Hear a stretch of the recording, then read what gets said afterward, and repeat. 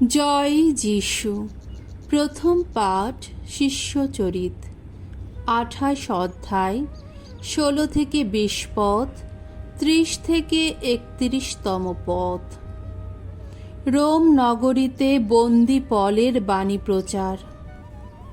পল যখন রোমে এসে উপস্থিত হলেন, তখন তিনি প্রহরী সৈন্যের সঙ্গে একটি বাড়িতে আলাদাভাবে থাকার অনুমতি পেলেন। 3 দিন পরে তিনি যত গণ্যমান্য ইহুদিকে আমন্ত্রণ জানিয়ে সেখানে সমবেত করলেন।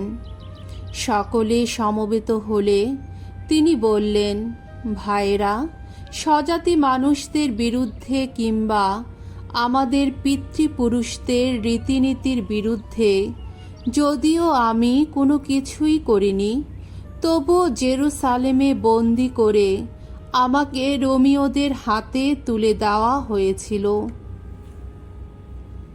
জেরা করার পর রোমীয়রা আমাকে মুক্তি দিতে চেয়েছিল, কারণ আমার আচরণে মৃত্যুদণ্ড দেবার মতো কোনো অপরাধ তারা খুঁজে পায়নি।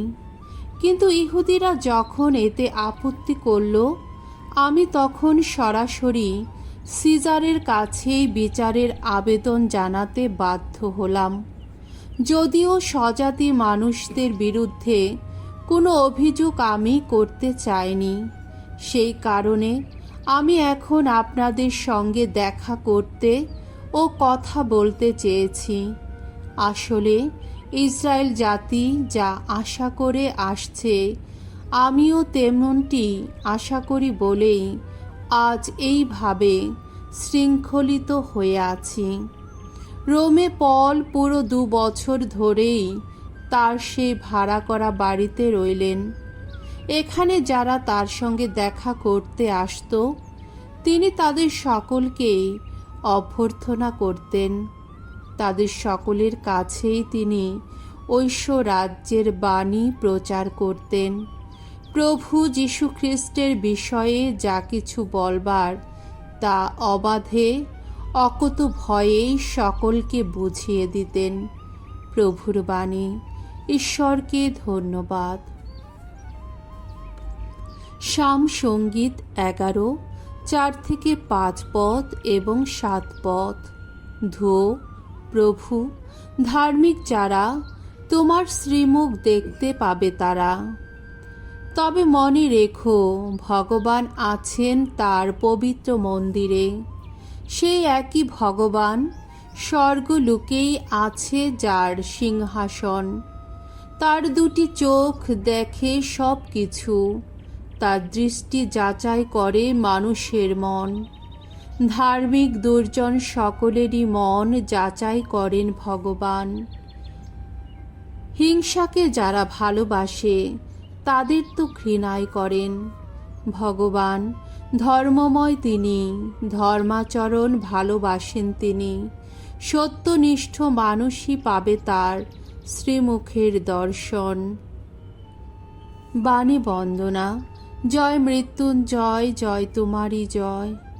সত্যময় আত্মাকে প্রেরণ করব আমি, তোমাদের তিনি নিয়ে যাবেন মহাসত্যের পথে। মঙ্গল সমাচার। যোহন রচিত মঙ্গল সমাচার, 21 অধ্যায়, 20 থেকে 25তম পদ। যোহনের মঙ্গল সমাচারে যা কিছু বলা হলো তা সেই শিষ্যেরই সাক্ষ্যবাণী, আর আমরা জানি যে তার এই সাক্ষ্যবাণী সত্য। পুনরুত্থিত যিশু যখন টাইবেরিয়াস সাগরের তীরে পিতরের সঙ্গে কথা বলছিলেন, তখন পিতর পেছন ফিরে দেখতে পেলেন যিশু যে শিষ্যকে বিশেষ স্নেহের চোখে দেখতেন, সে তাদের পিছু পিছু আসছে। এই শিষ্যই সান্ধ্য ভোজের সময়ে যিশুর বুকের দিকে কাত হয়ে তাকে জিজ্ঞেস করেছিল, প্রভু, যে আপনাকে শত্রুর হাতে তুলে দেবে সে কে? তাকে দেখতে পেয়ে পিতর যিশুকে বললেন, আচ্ছা প্রভু, ওর কি হবে? যিশু উত্তর দিলেন, আমি যদি চাই আমি না আসা পর্যন্ত ও বেঁচেই থাকুক, তাতে তোমার কি? তুমি শুধু আমার অনুসরণ করে যাও। তাই ধর্ম ভাইদের মধ্যে এই কথা রটে গেল যে সেই শিষ্যের নাকি মৃত্যু হবে না। কিন্তু যিশু তো পিতরকে এই কথা বলেননি যে সেই শিষ্যের মৃত্যু হবে না। তিনি শুধু বলেছিলেন, আমি যদি চাই আমি না আসা পর্যন্ত ও বেঁচেই থাকুক, তাতে তোমার কি? এখানে যা কিছু বলা হলো তা সেই শিষ্যেরই সাক্ষ্যবাণী, সেই শিষ্যেরই লেখা। আর আমরা জানি যে তার এই সাক্ষ্যবাণী সত্য। আরও অনেক কিছু আছে যা যিশু করে গেছেন।